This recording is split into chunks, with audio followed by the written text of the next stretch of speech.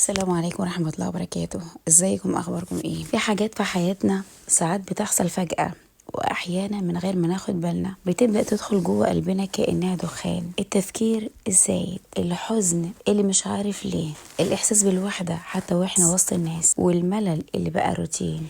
الاكتئاب يا جماعة مش مجرد شعور بالحزن، ده حالة ممكن تسيطر على يومنا كله، على علاقاتنا، على شغلنا، وعلى حياتنا ككل. مفيش حاجة أسوأ من إنك تحسي إن الناس اللي بتحبيها، حتى عيلتك أو أصحابك، بقت زي الغريبة. تحاولي تكلميهم، تضحكي معاهم، بس في قلبك في فجوة كبيرة مش قادرة تتعدل.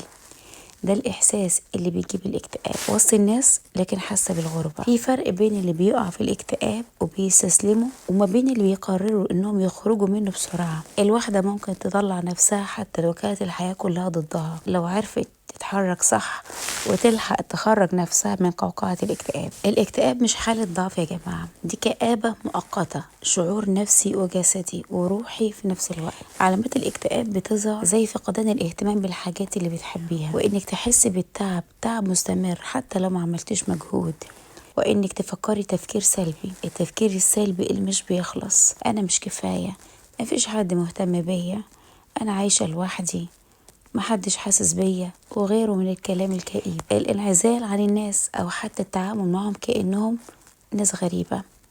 تبقي قاعدة والدك ووالدتك اخواتك في البيت، بس تحسي كأنك مش شبههم، دول مش شبهك، مختلفة عنهم، وبتلاقي نفسك انك تميلي انك تقعدي وحدك. احيانا كمان مشاكل جسدية، تحس بصداع، ألم في جسمك من غير سبب. بس لازم نفهم ان الاكتئاب بيخلي دماغنا تعيش في سيناريوهات سلبية طول الوقت، وده اللي بيخلي الواحدة تحس باليأس من كل حاجة.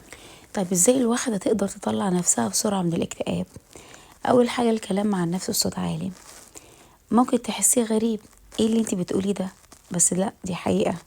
قولي لنفسك بصوت عالي، انا هقدر اعدي المرحلة دي، انا مش لوحدي، مفيش حاجة دايمة. الكلام لنفسك زي ما يكون صديق بيشدك انك تفوقي. تاني حاجة الحركة البدنية، حتى لو مجرد مشي 10 دقايق، ده بيغير كيمياء المخ وبيطلع هرمونات السعادة. حط هدف يومي للحركة، وما تستنيش شعورك يتحسن لوحده. الحاجة التالتة الكتابة أو التدوين، كتابة المشاعر اللي جواكي على ورقة أو حتى على الموبايل، دي بتريح دماغك. اكتبي كل حاجة، لو غضبانة، حزينة، قلقانة، حتى الأفكار العشوائية اللي بتحسيها فرغيها في الورقة، ده بيساعدك تشوفوا الأمور أوضح. الحاجة الرابعة العزلة الإيجابية. العزلة مش معناها الوحدة، دي فترة تهدئة للروح. اقعدي مع نفسك شوية، اعملي حاجة بتحبيها بعيدة عن ضغط الناس. ممكن تسمعي موسيقى هادية أو تقري كتاب، أو بلاش نسمع موسيقى هادية، مفيش من بعد قراية القرآن وإنك تصلي بتكوني قريبة من ربنا. الحاجة الخامسة الاتصال بالآخرين. العزلة مهمة، بس التواصل مع الناس اللي بيحبوكي بصدق برضو مهم. ابعتي رسالة لصديقة كده، اتكلمي مع حد قريب منك حتى لو الموضوع بسيط. المهم متسيبيش نفسك لأفكارك. الحاجة السادسة ترتيب الروتين اليومي. الاكتئاب بيكبر لما يومك يبقى مش منظم، فحددي أوقات للأكل وللنوم، للشغل، للراحة، حتى الحاجات البسيطة زي ترتيب الأوضة، إنك تشربي مية، تحضري أكلك، بتحسسك الحاجات دي إنك مسيطرة على حياتك. الحاجة السابعة التركيز على النعم. ده مش كلام مسطح والله يا جماعة، ده علمي وروحاني. كل يوم اكتبي 3 حاجات ممتنة ليها، حتى لو حاجات بسيطة.